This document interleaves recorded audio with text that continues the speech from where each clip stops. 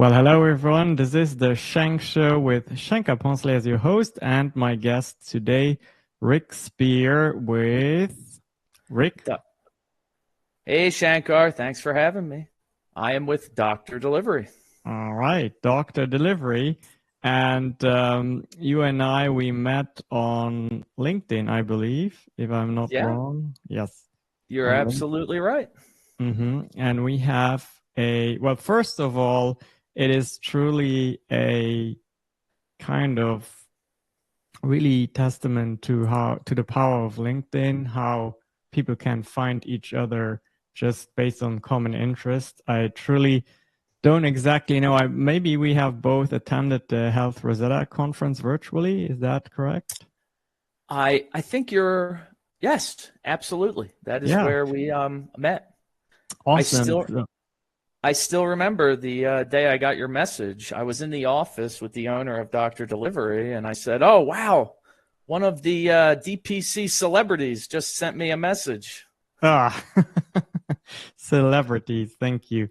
No, it's just I definitely encourage people always to really don't underestimate the virtual aspect of networking, and it can definitely work if you try to build truthful connections and just behave as a normal person would.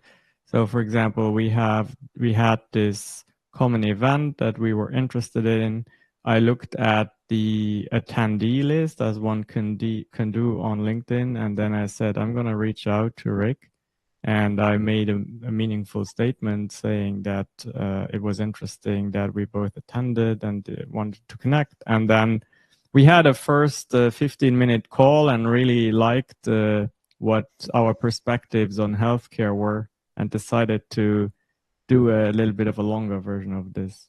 Yes, I was very, very interested with your whole life story, Shankar. I think I told you in our first meeting how I went to school for finance. It didn't really pan out for me, but I'm still, as we're speaking right now, I'm watching CNBC here and looking at all the stock tickers, and I love numbers and all that.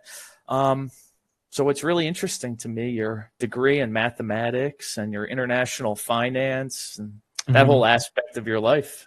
That's what originally pulled me into the Shankar experience. Yay, that's great to know. Yeah, I always tell people, let a little bit of your personality and of your background flow into what you teach or what you do online, so that it's not just the professional aspect, but it's also the entire human aspect of you, which is a very powerful branding strategy. And branding goes... people always ask me, what is branding? Well, it is when you leave the room and someone asks, who was that? And then they probably will say two sentences about you. And whatever those two sentences are, that is your personal brand, right? So usually it will be something along the lines of, oh, he's a DPC celebrity and he has an interesting international background, right? So that's my personal brand to you, and that's a good one, right? So what do you think your personal brand is? What do people say when Rick leaves the room? Oh, wow. Thank God he left. I don't know. I think I get along with pretty much everybody I meet. I try to be as friendly as possible, and what do they call it? I'm gonna butcher the name here. Superlatives. It's that thing they give you in your high school yearbook here in America. Yeah. And I'll always remember mine was most likely to brighten the room with his smile. Okay. Well, if you make people smile, you win. You win their trust, and you win their just relatability to you. It's a good one. Yeah. It is. I think it's good. I enjoy meeting new people and just getting to know them. It drives my girlfriend nuts how talkative I can be sometimes, because she'll say you can't take me anywhere, because I wind up having a 30-minute conversation with a total stranger. But I Yeah. like it, makes the day go by much better meeting Yeah, I agree. individuals. I enjoy it too. And we get to do these interesting encounters where we decide, let's do a video recording and we'll release that later to the world. So tell me a little bit about um, your early life, maybe childhood, teenage years. Because the reason I ask that is because I'm always interested in where someone grew up and also what were some key factors that kind of formed their personalities and also what they chose to do in the first part of their lives. Sure. So I grew up in Yardley, Pennsylvania. It's in southeast PA, about 25, 30 minutes north of Philadelphia. It's right there on the Delaware River across from Trenton, New Jersey. It's about an hour train ride from New York City. It's a really great place to live. Bucks County. You're near the Poconos. You're near the beach. It's just a very optimal location. There's something for everybody within a reasonable driving distance.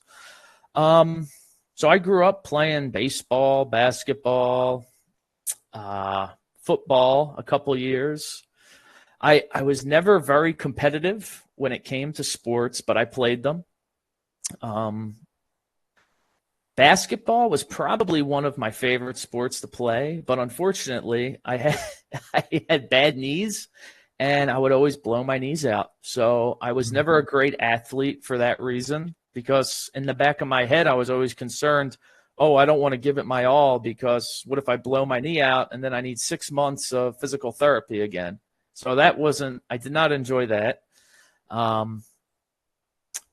But it was a great place to grow up. I went to Pennsbury High School, which was in a sense famous back in 2005 because John Mayer, the musician, actually came to our high school and put on a concert. Oh, just like that? Yeah, a lot of famous people went there. One of the pundits on MSNBC, Robert Costa, he was the one who got John Mayer to go to the high school. And yeah. Did that answer your question? Yeah, I mean, you gave a good overview. And so I think for me, when I answer that question, I think very important part of my life was my phase at boarding school, because it just made me relatively independent very early. My entire high school years were spent at boarding school, except for the weekends when I returned home to be with my mother. But yeah, that was fun. And then after boarding school, I immediately joined police academy, which was another 2 years of boarding school like life. And that means I was in dormitories or communal living quarters for like 9 years of my life at that time. And yeah, was it anything like the movies, Police Academy? Yeah, it is pretty fun. Yeah.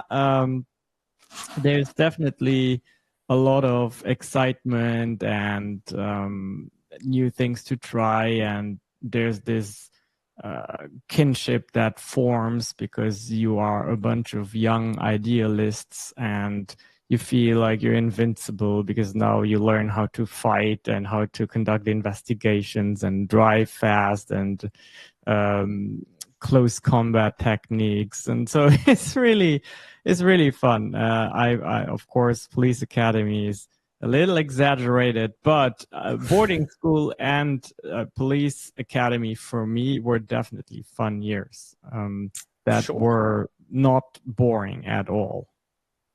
I believe that entirely. I had a lot of fun in high school and college. I mean, Penn State, where I went for university, was ranked the #1 party school, I think, the 1 year while I was up there. So it is. Did you take advantage?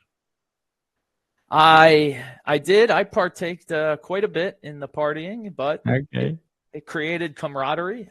Actually, so my middle name is James, and at the time, Dave Chappelle was pretty famous, Uh-huh. and he had this sketch about Rick James. So all throughout college, I was called Rick James. And just moments ago on Facebook, somebody mentioned that to me, and I said, Okay. "Wow, I haven't heard somebody Very hasn't called nice. me Rick James in 13 years." So Yeah.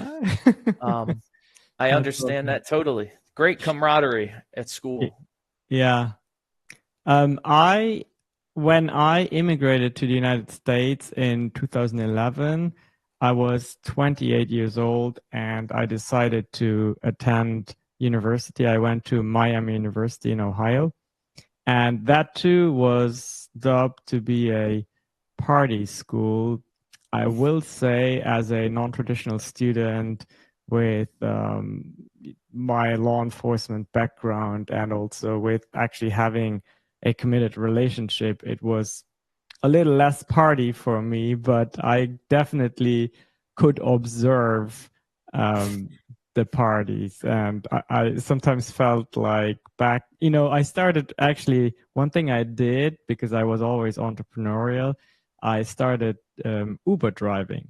And Miami Nice. University is located in Oxford, and Oxford is about an hour and a half drive west from Cincinnati. And between Oxford and Cincinnati, there's basically cornfields. So you drive into this bubble of students, and there's really only students and the people who work for the university. That's what makes up the community.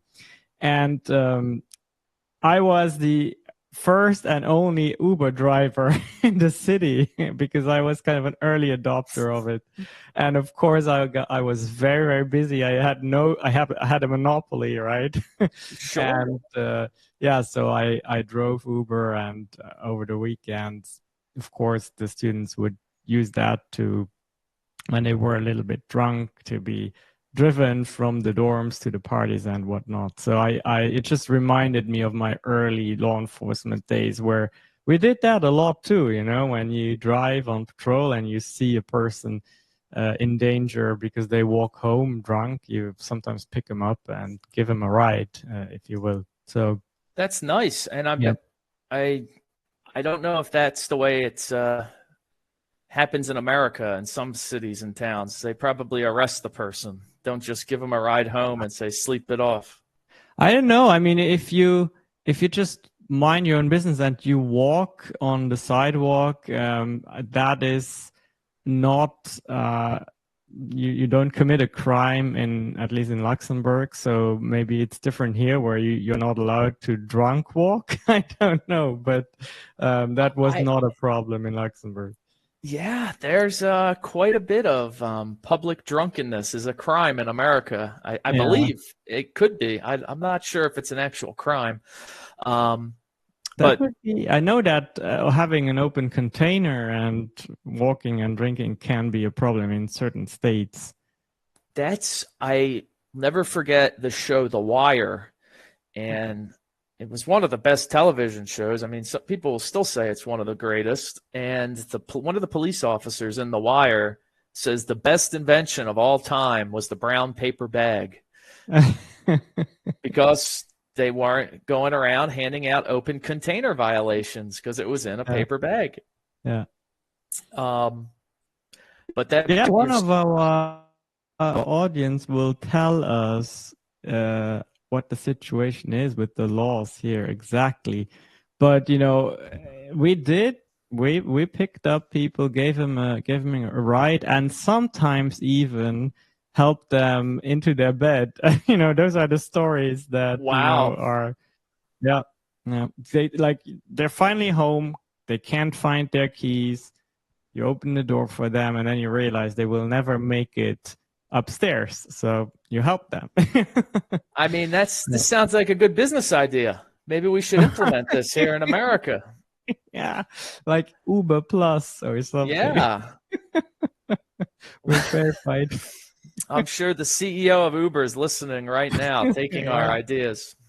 Um, but it's funny you say that with regards to college students because I oftentimes will tell people my my calculus teacher, my freshman or sophomore year of college at Penn State Altoona, Professor Hayford always gave us this problem. It was about on Thirsty Thursday, Bill is walking home and he drank too much. He turns at a 30-degree angle, projectile vomits at a rate of X, blah, blah, blah.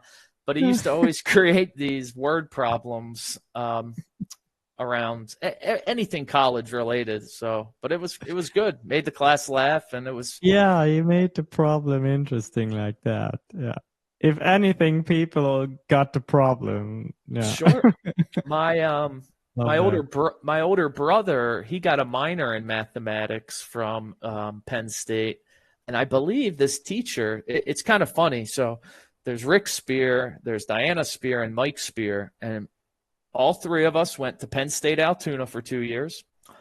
All three of us went to a math class after our freshman year at Penn State Abington, and then all three of us went to the Smeal School of Business at State College in Pennsylvania.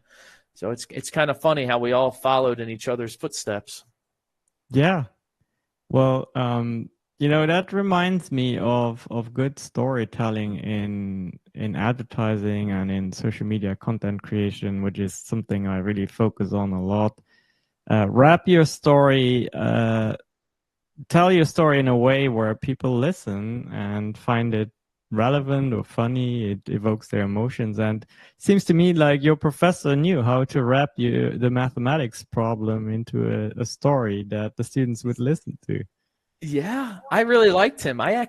So I was a business and finance major, but as an elective, I took an engineering math class with him just because I liked him so much. I had no right being in this class, but I just wanted to learn some more math from Professor Hayford. Well, awesome. Maybe, is he still around? Do you know? That's a great question. I do not know. I would definitely tag him in this video if he has a profile somewhere. I'm sure he will appreciate that.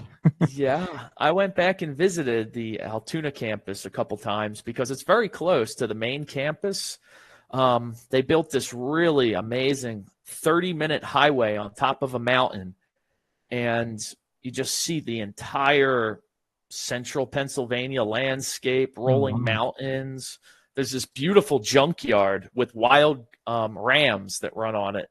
It's really pretty. Yeah. I mean, it's all junk. It's old cars that no one will ever use ever again, but it looks nice when you're hundreds of feet up in the air. Yeah. Wow. I'm going to have to Google that later. I want to see that. Sure. The Skytop Highway in central PA. It's funny.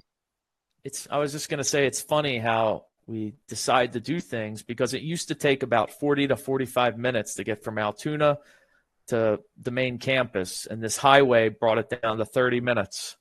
I see pictures here of the highway. I can't seem to find that junkyard. Oh, I wonder if they got rid of it, but I loved it. It was one of my favorite things to look out for because of the rams and the horns on their head. Yeah. It was really neat. Let's say rams. At that list. Add that to my search. Think of all the football players. Oh. Well, okay, so then let's maybe start into looking how we got closer to our professional lives and also healthcare. Sure. What was your gateway to healthcare? Well, it was during the pandemic when the quarantines were issued there. I was looking around on the internet. Hey, what can I do remote? What can I do from anywhere? Now in New Jersey, there's a lot of solar sales opportunities. I don't know exactly why that is, but I think it has something to do with it is now a utility in the state of New Jersey. There's some renewable thing that went into action. So solar panels are all over the place on people's houses, everywhere you look. But then I also was talking to a guy about insurance sales. So I thought, given my finance background, this seems like a good fit, life and health insurance sales. It was a great learning experience. I enjoyed the whole sales aspect, getting to know people. Cold calling and cold You emailing enjoy that? is, You oh, enjoy cold calling? I tried to enjoy it. I tricked Okay. myself to enjoying it. I try to make everything enjoyable in life. So I didn't particularly enjoy it. So I stopped doing that. And then my dad, who spent his whole career in the technology space for actually, I think this would be his 50th year, this current year, he told me to take a look at sales development representative roles. So an SDR is somebody who's at the top of the sales funnel, just trying to book appointments for the next link in the sales process. So I put that out there on LinkedIn, and that's when my the former owner of a company I worked for, Bell Tower Books, Dave Krisiak, reached out to me. He said, "Hey, Rick, I'm doing this new healthcare gig. It involves direct primary care." And he showed me this 80-second video that's on our website. And I said, "Wow, this is amazing. I can't believe the whole world isn't doing this, or at least everyone in America." Direct primary So, care? yeah, the direct primary care. And he's been working on it since let me see if I have my story straight here. So Dave got together with a great Health Rosetta certified agent out of Maine in 2020. They put their heads together, made this ACA compliant health plan. He put his whole family on the plan, Dave. He put the whole company on the plan, about 50 people, and went live February of 2021. They saved about 10% the first year. Year number 2, I don't have the data on that quite yet. I'll let you know this upcoming February. Everybody loves our direct primary care doctor. It's just all around been a good situation for everybody at the company. So Dave brought me on to help bring this to the masses, because there really isn't anybody in America trying to turn direct primary care into an insurance product, because of the whole, I mean, it's a very delicate subject when you talk to a DPC doctor. I mean, they left the world of insurance for that reason. They don't want middlemen.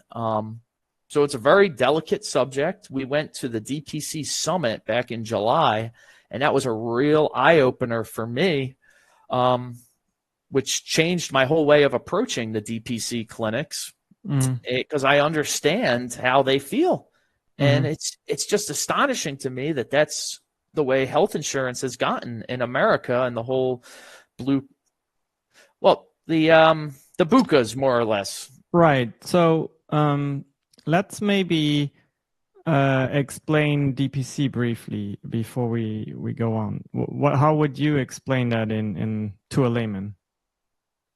Sure. So a lot of DPC doctors aren't going to like what I'm probably going to say, but DPC is a form of concierge medicine, but it's not really concierge medicine.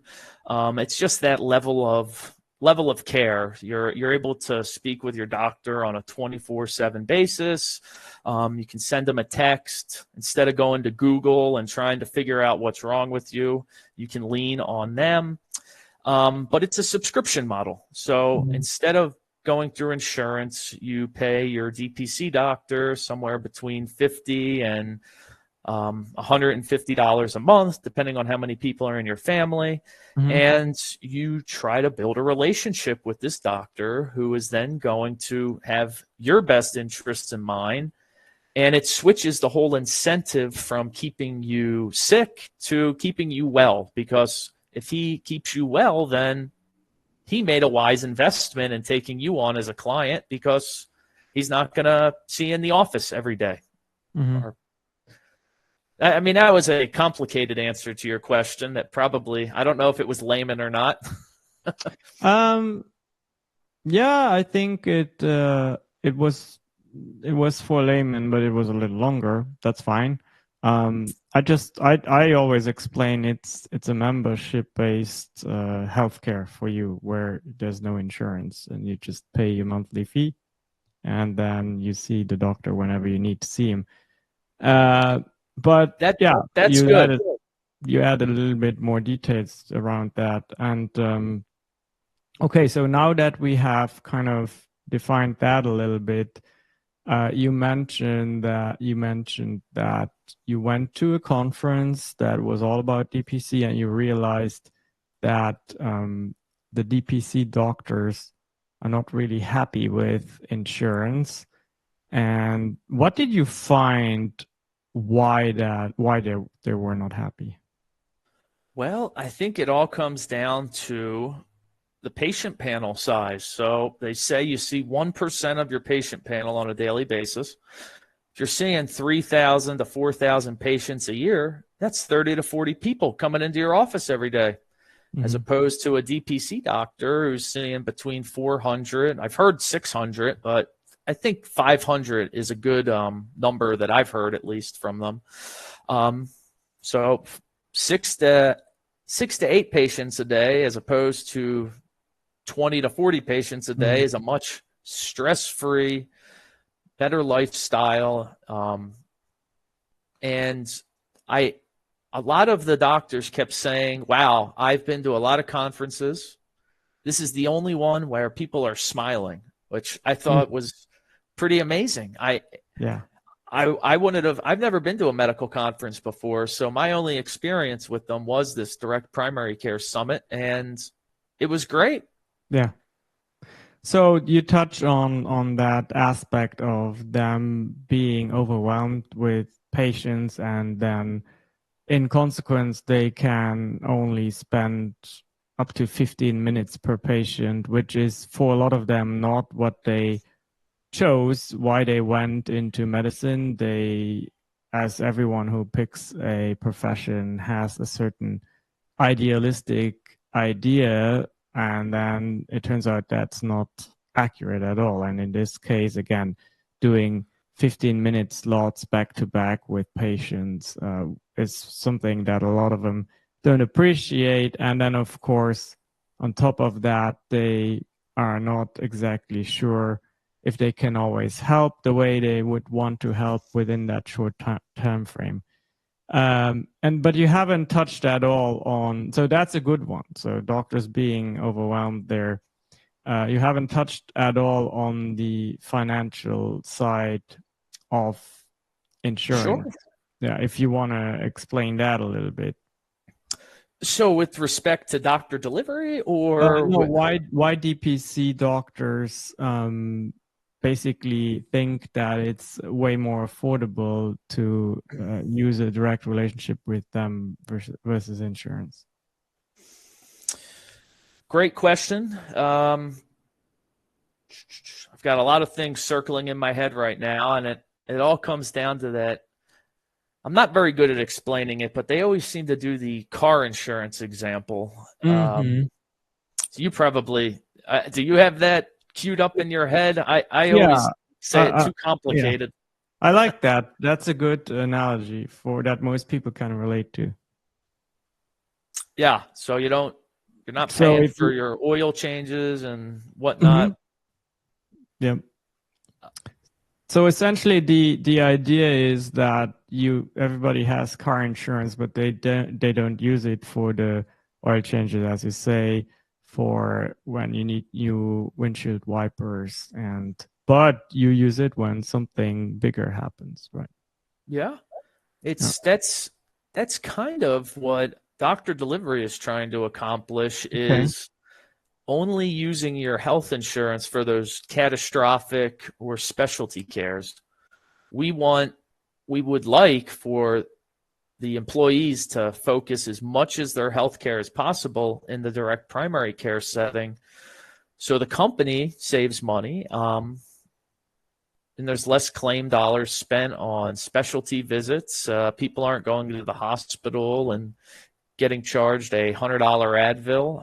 I've heard some horrifying hospital charges for certain things. I think there's a $50 aspirin story out there that somebody's bill had on it. So that's interesting. So let's define doctor delivery. What is it? And can you say it acts like a safety net around the DPC product? Is that maybe a way? So it only works for self-funded employer groups with 10 or more people on an existing health insurance plan. And we give everybody at the company a direct primary care doctor. So they already have the existing health insurance plan, but we tell them, hey, listen, if you're willing to go see the DPC doctor, we're going to give you 0 deductibles, 0 copays, 0 coinsurance. And that's the incentive we give to the employees. And it's entirely up to them if they want to go see the doctor. We don't force anybody to do anything they don't want to do. And so with our pilot company here, L&M, that's on our website, we found that half of the people opted into it right off the bat. And those were the people that weren't, don't quote me, but I think it was the people who weren't currently on the health insurance opted in. And then it just spread organically that, hey, this is a pretty great doctor we have. His name's Dr. Paul. And after 3 months, I want to say 90% of the company was going to see the DPC doctor and taking advantage of the 0 copays and deductibles. And we've had some great health outcomes. Yeah. And for you as a insurance company or we're not technically an insurance company. We're more of a healthcare advisory consulting business. We are taking the steps towards becoming a captive insurance agency so we can go after larger clients.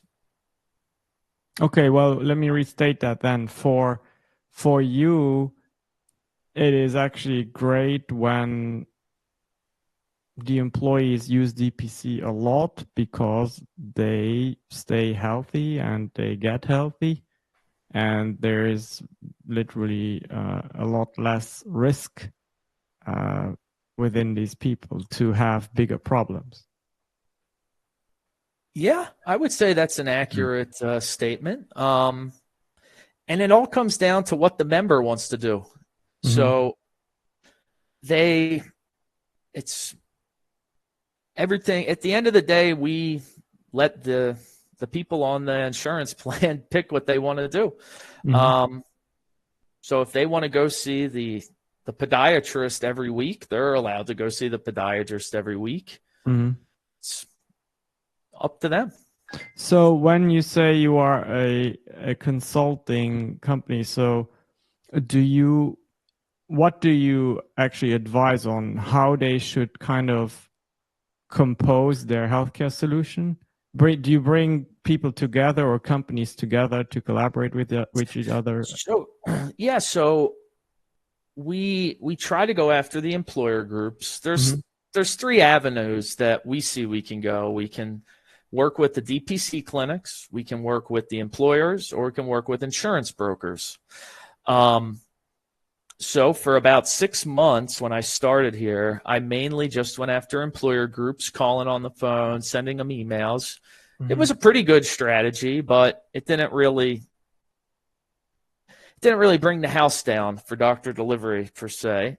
So we actually got started by sending old school letters to all the DPC doctors and just saying, hey, this is what we're trying to do. Are you interested? And we got quite a good response. So we like to meet with the DPC doctors and say, hey, is there an opportunity you might be treating a CEO or a CFO, some C-level executive, and a light bulb goes off in their head? Hey, this would be great if this would be my insurance for the company and I could give this to all my employees, and then I don't have to pay for the other health insurance. Because I guess as of right now, your only options are maybe one of the health shares or a high deductible plan. So Dr. Delivery works with self-funded employer groups and builds an insurance plan around that direct primary care practice. So we want the doctor to be a part of the process the whole way. Whatever is okay, because no DPC is created equal. So it's whatever is up to the DPC doctor and the company. We're a guiding hand, Dr. Delivery. We like to help everything, because when you mess with a company's insurance, there's a lot of stakeholders at stake, and we want to make sure all of their voices are heard and there's no bickering. We try to make everybody work together for the outcome of the members. So your employees, keeping them healthy. Yeah, sounds like a very flexible approach that will meet a lot of individual requirements. You look at the whole picture and help them make the best decisions for themselves. Yes, absolutely. You brought a flyer. Do you want me to bring that up and we can go over those points? Sure. We can do that while I take a sip of coffee. Good idea. Okay. Let me see if I can zoom in a little bit. Yep. So this is a flyer that we made up, and we give it to any DPC practice that is willing to partner with us. I mean, it's not a traditional partnership set in stone and the contract is written out. It's more of a handshake agreement. And we work with the local DPC practices to ensure the best outcomes for the members. It meets all the Affordable Care requirements. It's regulated by ERISA. Like I said earlier, the employees that opt in, they get zero deductibles, co-pays. Now, this is something I didn't really talk about, Shankar. Everybody gets a concierge care coordinator to navigate the healthcare system. Now, so if somebody at the company wants help finding something, they need a medical device or they got to go to a specialist, they can call Dr. Delivery and we will be the person waiting on the phone, booking them the appointment, doing all the heavy lifting that is very discouraging in the fee-for-service world.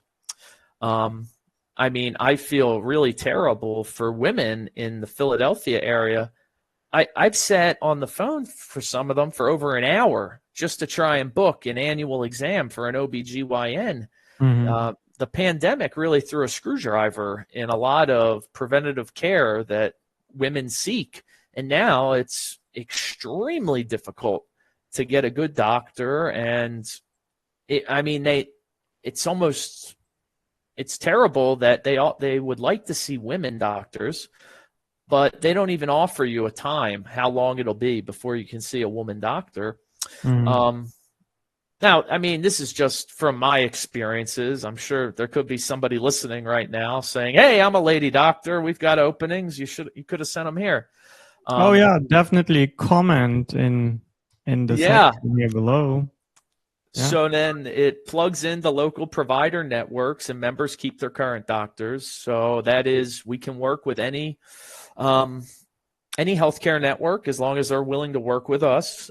And the cost options for any size budget, that's the captive insurance agency that we're taking steps into creating. And the targeted all-in medical cost savings of 10% in year one. That's what we saw with our company. And then you get visibility for 2 years, which is pretty common in the stop-loss insurance world. Okay. So how do you get paid as a company? So there's a couple of ways. We have a membership fee that's recurring as a vendor on the self-insured plan. And then the if they take a cost budgeted option through the captive insurance agency, there's a chance we'll lose money or there's a chance we'll make money. We kind of take on a layer of that risk so that we can cap the company rising healthcare costs from the previous year. So, and now we're only going to do that though if the actuaries go in and look at previous year's claims data and find, hey, XYZ would have went through the DPC doctor. So there's a chance that this company is going to save all this money this year. So in those situations, we would be willing to give a budgeted cost option for the company. Okay. Well, what I like about what you are doing is, again, the flexibility. We operate in a space of healthcare delivery and healthcare financing, healthcare structuring that is definitely, I still think, somewhat in its infancy stage, and it's an up and coming trend, and it definitely will, in my opinion, continue growing and help a lot of people, a lot of employees throughout the nation get access to better, more affordable healthcare. And as that ecosystem grows and develops, it seems to me like your flexibility will really allow you to adjust fast, because you can plug into all these different systems that help your clients. And we actually, Shankar, we do quite a bit. I mean, we're more of a problem-solving company for self-funded employer groups or traditionally fully insured. We like complex issues and we like solving them. How large is the team at Doctor Delivery? So we actually, the owner just merged companies with his older brother's company, On-Site Eyes. So it's a great question. I don't know how large we are right now. Okay. We're growing because of the On-Site merger that went down. And I lost my train of thought here about solving the complex medical problems. Right now we're actually doing trials, 3 months for a company if they want to try out Doctor Delivery. That's something that we are doing. It's not on the flyer, but I have some type of graphic for that somewhere. Yes. Okay. Well, people can definitely reach out to you and find you on LinkedIn and doctordelivery.com, right? Yes, LinkedIn is my best friend. It's okay. Mine too. I was sad this morning. I wasn't able to attend Dr. Eric Bricker's live healthcare finance session. Yeah, another big name there in our space. Sure. Certainly an amazing influencer and very, very savvy, very humble too. I love Dr. Bricker. All his strategies, I implement them. The great advisor who helped co-found Dr. Delivery, he told me to watch his videos and read some Marty McCary books. And I love it. I don't know. I've always been somebody who likes to go against the grain, not doing the normal standard, what everybody should do. So I really love being in this space. And I've met a lot of great people, and I hope it continues to be that way. I hope DPC keeps growing, catches on fire. I don't know. I haven't looked at the mapper lately, but it really excites me when I just met with a DPC practice on Wednesday morning, and they do it all. I mean, they're dental, and they're thinking about bringing in vision, an all-in-one medical suite. That's amazing. Yeah. Do you remember the name? It's in Montana. Okay. We'll put it in the description of the video. I want to say Alluvian Health, maybe. Okay. Yeah. Well, where do you see yourself in like 5 years? Oh my Lord. Yeah, Um, Great kind of question. kind of change of perspective here. I, you know what's funny? I've never gone on an interview in my life where they asked me that question. Where do you see yourself in 5 years? So let's see. That would be October 7th of 2027. I'll finally be in my 40s. Um, well, I hope direct primary care has continued to flourish over those last 5 years, and that doctor delivery might be a household name Yeah, for those doctors looking to make a company's dreams come true and have that DPC powered health insurance plan. yeah, And yeah, I guess wouldn't that's that? what I hope for. That would be Yeah, amazing. I would love it if we got really big and it just caught on, because I think if more people knew about direct primary care, they would hop on board. yeah. I mean, yeah, I agree. I mean, it's a matter of also people understanding what it is, and once they have understood it on a personal level, then it's understanding how it can be done on an employer's level, and then of course, as you have bigger pools of people, requirements get more complex, and that's exactly what you are solving. You know what it makes me think of, Shankar? So at what point, this is totally hypothetical, dreamland, dream world. If DPC became the norm across America, at what point would that become the new fee for service medicine? And Mm-hmm. because if it just keeps growing out of control, I mean, at some point there's going to be a switch in how things are handled in America. Mm-hmm. Um, No, Dr. I Bricker, agree. I was just going to say, Dr. Bricker did a video interview with somebody where he proposed there was two different outcomes. There would be the single payer, like in Europe and Canada, Mm-hmm. or just increased competition in America and breaking up some of those larger players in the space, which is what doctor delivery would hope happens. And we want to be one of those players that helps make healthcare more affordable again for families. Yeah, that's a very noble goal, and I think you're contributing to it. And I cannot see into the future, but I definitely believe we are on a trend that is growing and that will impact more and more lives, without a doubt.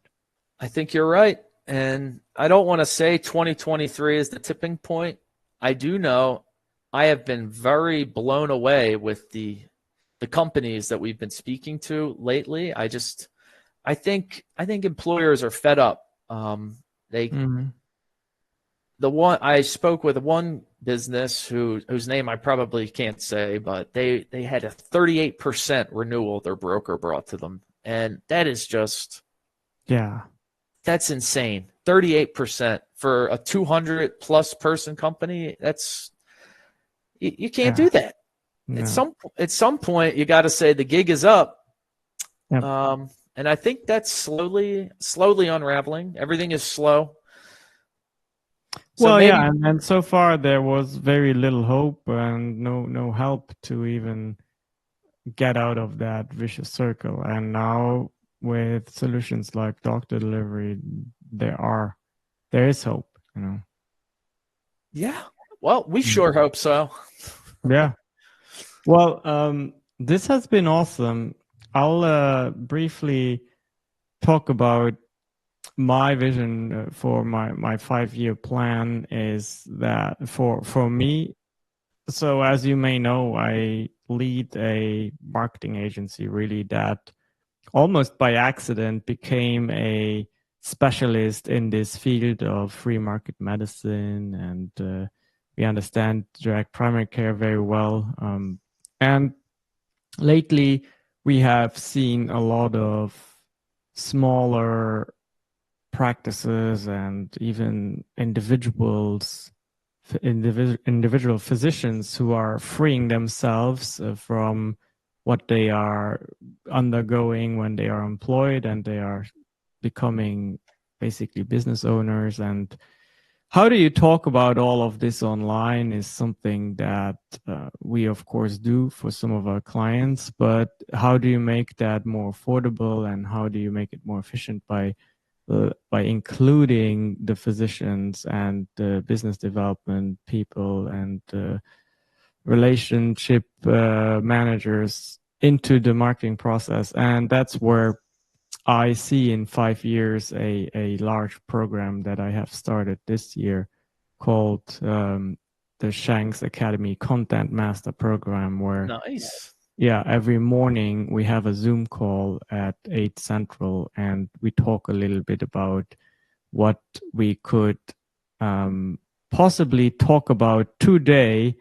And I give an example, and then the people who are on the call, they kind of bounce off ideas of each other. And then there's also accountability built into it. And we have like a group where we post our ideas and get feedback. So that program right there is something that I see growing a lot. Right now, I believe I have 5 to 7 members who come regularly, but that is something I want to grow. And if someone here listening to this wants to check that out, go to socialmediacontentmaster.com and see for yourself. There's a trial option where you pay $1 to try it out for a week. And if it's not for you, we'll just stop at that. Sure.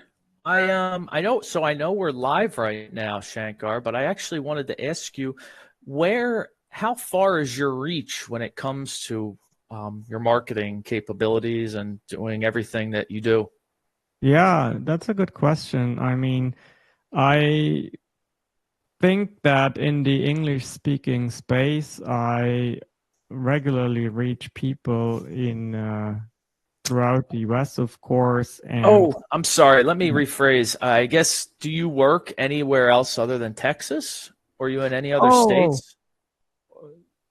yeah, I don't think that boundaries matter anymore these days. We have so Uh, many virtual options. I will say that most of our clients are in Texas because I still value in-person networking a lot, and I get a lot of word of mouth referrals like that. But yeah, no, there's recently we've started doing work for clients that we have never met in person. That is basically the result of my LinkedIn activities.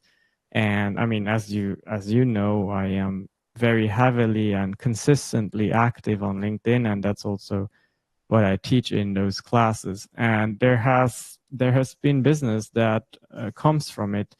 It's the strategy of being a thought leader and being a mini influencer is not a short-term strategy. It takes several months to get people to reach out to you, but it's starting to happen. That's amazing. I'm really Yeah. happy for you. Well, I wanted to ask you that. Do you ever, because I'm approached quite frequently, and people ask if we will do the membership hunting for them and cold calling businesses and Mm, just solely speaking for the memberships. Because so when the DPCs meet with us, we give them a list of all the businesses in their area with names and numbers because we have this insurance software that mm, allows us to see that. Um, and I tell them, I said, hey, you can go after and try to get memberships without the mm, insurance part mm, because to us, we want to just plant the seed and mm. who knows, maybe after a year, somebody at that DPC practice who's a member is a high ranking person at a company Yeah, who wants to turn it into a health insurance plan. yeah. Long story short, Shankar, do you know of a service out there for DPC practices looking to market the memberships? Because I'm asked it all the time. And Really. Yeah, yes, I mean, essentially that is one of our key competencies, right? Especially if there are existing uh, sources of data, of contact information, there's ways to connect that with either automating automated tools or social media strategies where you can then target these individuals. Okay. Explaining what the membership is and building a strong community around your practice locally. That is really where it starts, especially if you're interested in the what we call the organic presence, where you have people who look at what you do and then over time they say, okay, I'm ready to try this now.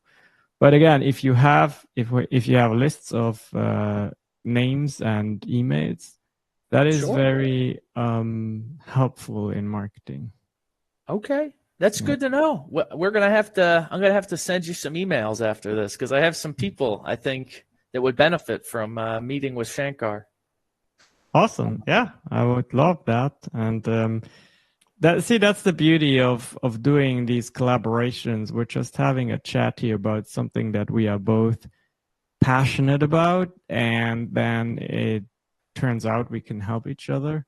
And on my end, most definitely when this video is here live, I have a lot of your target audience within my audience, and I would imagine that some of them will be very interested. Are you also available to help nationwide?